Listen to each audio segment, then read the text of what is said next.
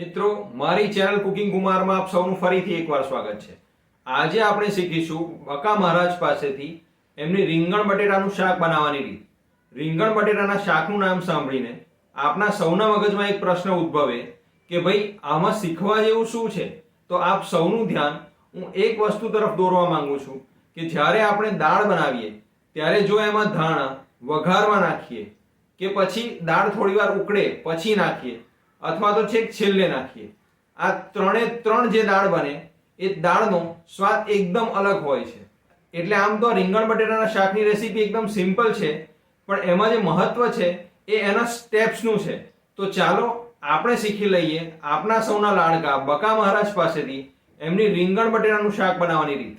શાક માટે આપણે 1.5 કિલો રીંગણ અને 2.5 કિલો બટેટા લીધેલ છે। રીંગણ બટાટાના શાકના વઘાર માટે આપણે 2 ચમચી જેટલું જીરું અને અડધી ચમચી જેટલી હિંગ લીધી છે અને 20 ગ્રામ જેટલી આપણે એમાં રાઈ નાખી છે। રીંગણ બટેટાના શાકના વઘાર માટે મહારાજે લગભગ 500 ગ્રામ જેટલું તેલ ગરમ કરવા માટે મૂકી દીધું છે। તેલ બરાબર ગરમ થઈ જાય એટલે રાઈ, જીરું અને હિંગ નાખી દેવાની। જીરું અને રાઈ તતડી જાય એટલે આપણે અંદાજે 2 થી 2.5 લીટર જેટલું પાણી નાખી દેવાનું। હવે આપણે એમાં બટાટા નાખીશું। 50 ગ્રામ જેટલું મીઠું નાખવાનું છે, થોડી હળદર નાખવી।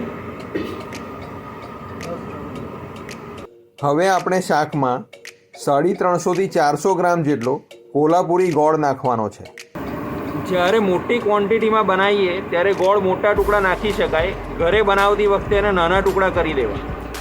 હવે આપણે એમાં રીંગણ નાખીશું। હવે આ રીંગણ અને બટાટા છે એને ઢાંકી દેવા, એને બિલકુલ હલાવવાના નથી। જ્યારે પાણી ઉકળી જાય ત્યાર પછી એને હલાવવાનું શરૂ કરીશું।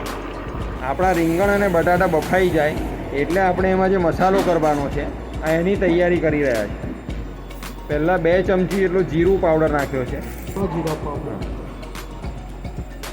એમાં 150 ગ્રામ જેટલો ધાણા જીરા પાવડર, 100 ગ્રામ જેટલું મરચું।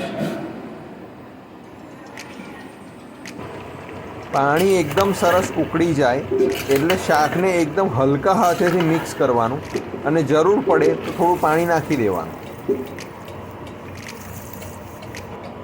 રીંગણ બટેટાનું શાક બનાવતી વખતે તમારે એક વાતનું ખાસ ધ્યાન રાખવાનું કે શાકને હલકા હાથેથી હલાવવાનું, ખૂબ ઝડપથી મિક્સ કરવું નહીં।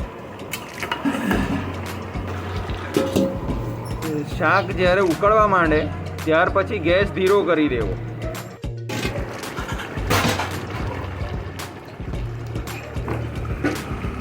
શાક એકદમ સરસ ઉકળી ગયું છે।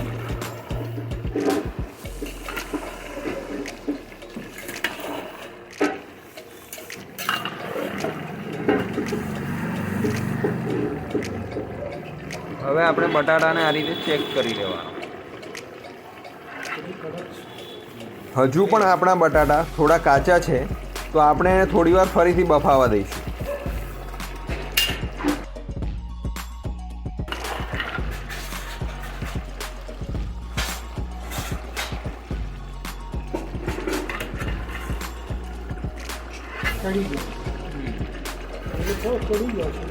મિત્રો આપણા બટાટા એકદમ સરસ બફાઈ ગયા છે।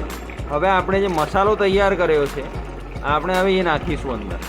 મસાલો નાખતા પહેલાં જો તમારે કોઈ ઉંમરલાયક વ્યક્તિ માટે મરચાં વગરનું શાક જોઈતું હોય તો આ સ્ટેજ પર એને કાઢી લેવું।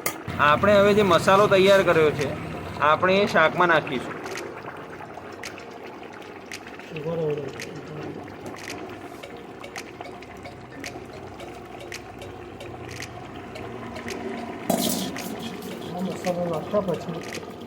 આ મસાલો નાખ્યા પછી લીલા મરચાંની પેસ્ટ છે એ નાખીશું, 2 ચમચી જેટલી।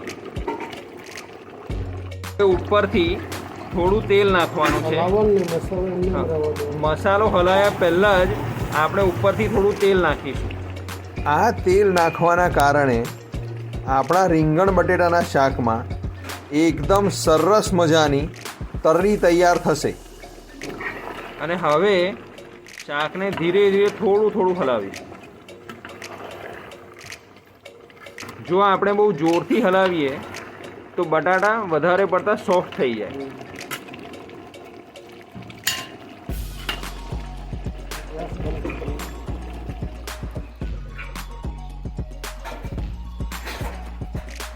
હવે આપણે ગેસ બંધ કરી દીધો છે. તો આપણું બકા મહારાજનું ચટાકેદાર અને ટેસ્ટી લગ્નના વરા જેવું એકદમ સરસ મજાનું રીંગણ બટેટાનું શાક તૈયાર છે. મિત્રો, આપણે આપણા બકા મહારાજ પાસેથી એમની રીંગણ બટેટાનું શાક બનાવવાની રીત શીખી લીધી છે.